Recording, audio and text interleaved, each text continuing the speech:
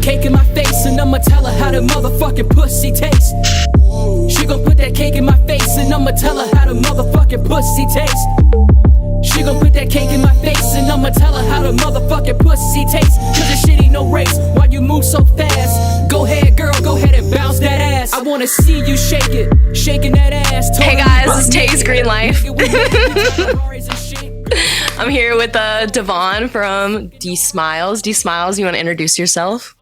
Hi, I'm Davon or D Smiles, or I have a lot of names. I just go by Davon now. I deleted all my other stuff. But we'll just go by Davon. And hi, I make rap music, and it's kind of good.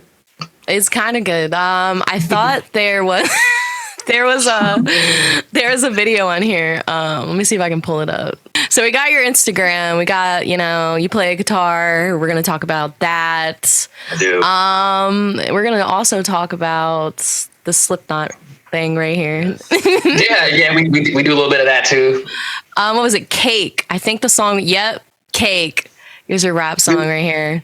Do a little bit of that too. Yeah, I want everyone to check it out. It's very poppy. I like it. And you're telling women to shake their butts.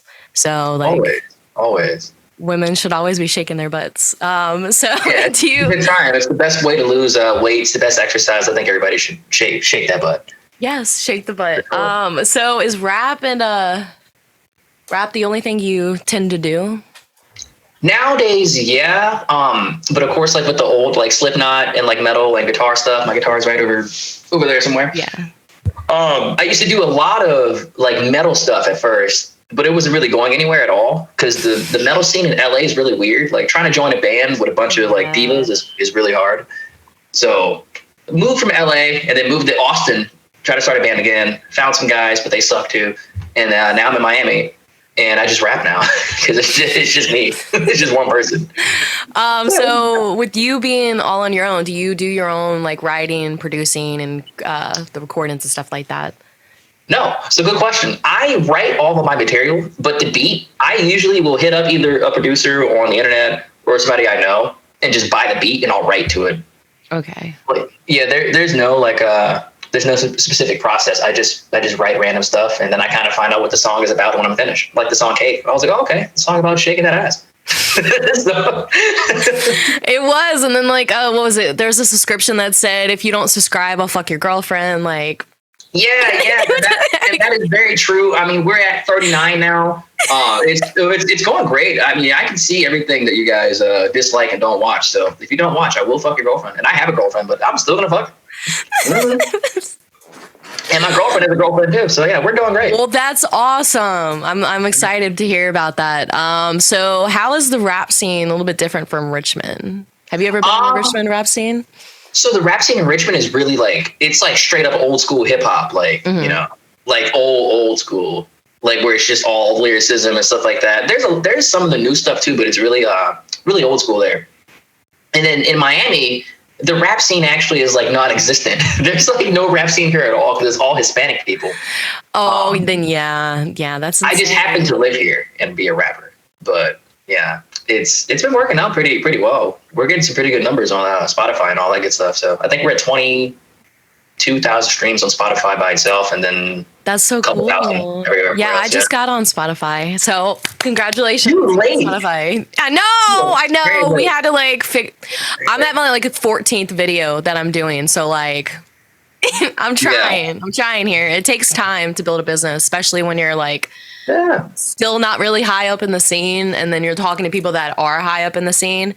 So it's crazy because you were in the scene, the EDM scene, when I met you, and I was music is that's not me. And now here I am in the scene, interviewing all types of music in Richmond, and it's insane.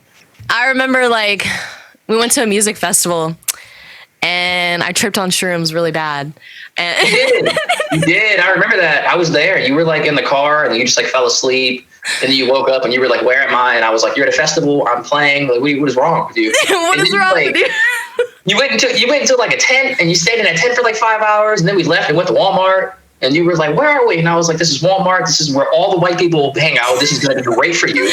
No, you left me. You left me there. And I come out and I'm where's my friends? And it's just random people that were camping with us that I stayed with because I was We did. We did. Yeah, you left, and then you came back, and you were like, "I don't like that you were tripping," and I was like, "I didn't like that I was tripping."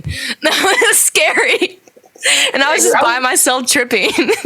Well, I also was not aware that you were on shrooms until about 6 hours in. You know, I did not know. I thought you were just being fucking weird, as always. Because I was on shrooms is not that much different from you right now. That's why I was like, yeah, it was great. And then you made a meme out of my face and posted it everywhere. It was great. It got a lot of likes. That was the first meme I had that went viral. I went viral on shrooms. Yeah, it was oh my God. I don't want to pull it up because like it makes me geek out every time I see it. You should pull it up. I don't know where it is. It's on your old Facebook, maybe. I don't know. Really? That's the last place I saw it. You have to like scroll down to the Raven days, and then you see like first time seeing D smiles. Oh yeah. And then my face is in the background, like behind you. Yeah, and then like we used to make memes all the time, like with other people in the scene, and you would put like hot dogs in their mouth, and I'm like, why? Why do you do that? It was a staple. If you didn't get a hot dog in your mouth for me, I'm probably not your friend. You know. Is rap better than the EDM scene? Like, I think so. But as far as like, do you mean like trying to come up like in the scene? Yeah. What would be the better one to come up? It depends on where you live. Yeah. Because like I said, in Richmond, the EDM scene was like non-existent, but it was coming up while we were doing our thing, and it did work. But over here, like rap, like I said, is not really like. It's not that popular, not down here, but I mean, with social media, it doesn't really matter, you know? Yeah. Like I play shows in Miami and throughout the surrounding area, but I'm trying to leave. I'm trying to move back to LA, I think, in like a couple months and go back over there and really start to like kick stuff off. I'm talking to some labels and trying to get some things worked out. Yeah, things are going pretty well. So underground rap and mainstream rap, how do you cater to both of them? Well, I would say I'm really trying to be more of like a mainstream rapper. So like a lot of the underground stuff is cool. Like that's where you find like I said, like Richmond, right? You got like your lyricism and it's like down to the dirty roots of rap compared to like me, what I'm trying to do. I just want to have fun. Yeah. Like lately I've been struggling to write songs because I've been trying to write like deeper, more personal songs. But you know me, I'm not a deep personal dude, so it doesn't make sense to do that. You need to keep making your fun shit, you know? Yeah. I try to make the podcast like fun, but it's like hard because not everyone knows the same like comedy and like some things you might say, someone might be like, that's horrible, that's offensive, you shouldn't say that.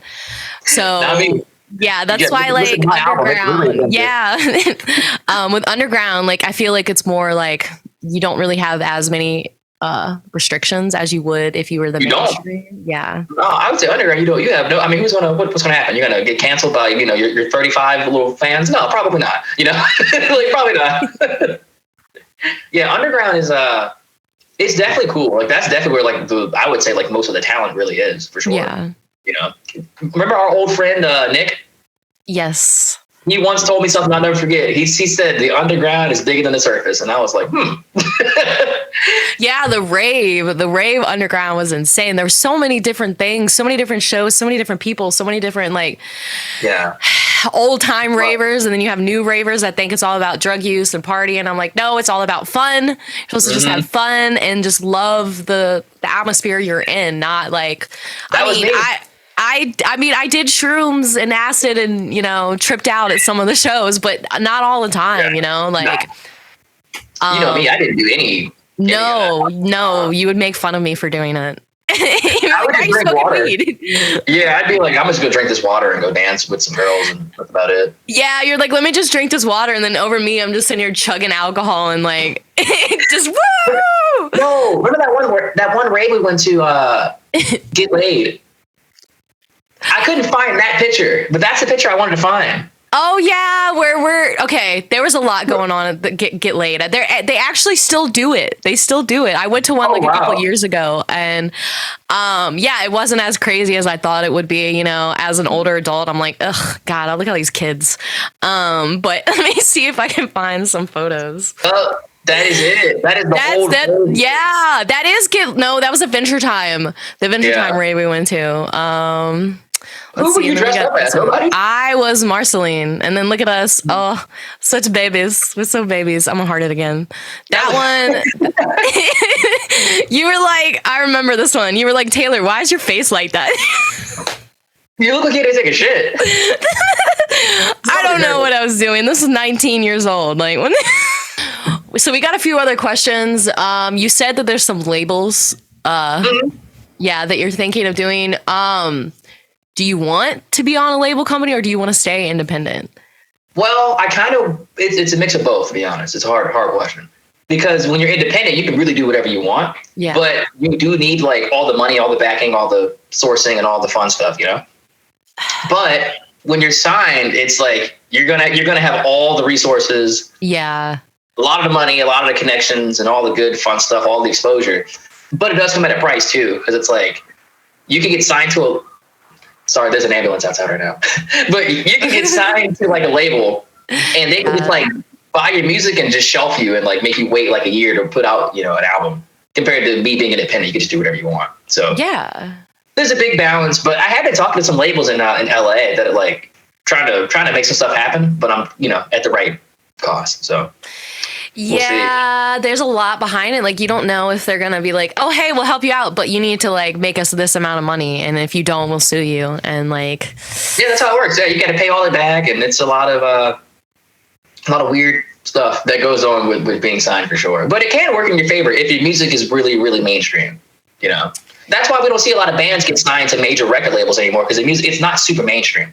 Yeah, especially the metal, it's very hard because you have super mainstream and then like you have these, they're just tipping right there and they're not mainstream enough, or they change their sound to like get liked. And I'm like, you didn't have to do that. Like you really don't. You should be yourself. And a lot of people just go with whatever everybody likes. And I'm like, that's stupid. Be who you want to be. Like exactly. That's how I said earlier. Be you. Yes. Like if you are this gritty, you know, like crazy, angry person, then be that. Don't try to be happy-go-lucky Taylor, you know, or me. And since we are following our dreams, do you believe that people can follow their dreams as bad as they say they want to? It depends. I know a lot of people that are very, very close to me and my family, friends, that say they want something all the time. Like, yeah. For instance, right, let's say like, I want to be a singer, right?